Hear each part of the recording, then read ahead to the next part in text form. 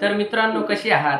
आज 3/8/2025 रोजी आपल्या मराठा समाजाला विजय भेटलेला आहे। त्याचे एक मुख्य कारण आहे मनोज जरांगे पाटील। आपण सगळे मनोज जरांगे पाटीलांना ओळखत असताना की जो मराठा समाजासाठी खपला, जो मराठा समाजासाठी लढला, त्याचं नाव म्हणजे मनोज जरांगे पाटील।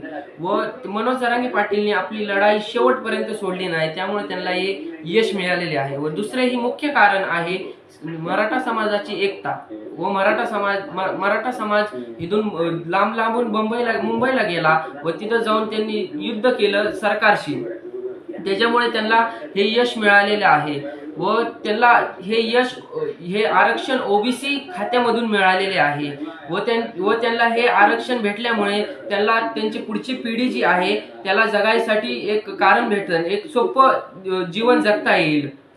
व दुसरी गोष्ट ही आहे की जे आपले मराठा बांधव आहेत, जे आपले मराठा समाजाचे व्यक्ती आहेत, त्यांना मी एकच प्रश्न विचारत आहे की आपण सर्वजण मनोज जरांगे पाटीलांना पुढचा नेता म्हणून स्वीकार करतान का?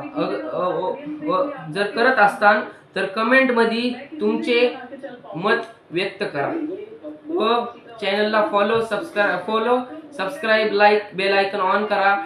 पुढची व्हिडिओ तुम्हाला येत राहील। आपण पुढच्या व्हिडिओमध्ये मनोज जरांगे पाटीलवर बोलणार आहोत। धन्यवाद।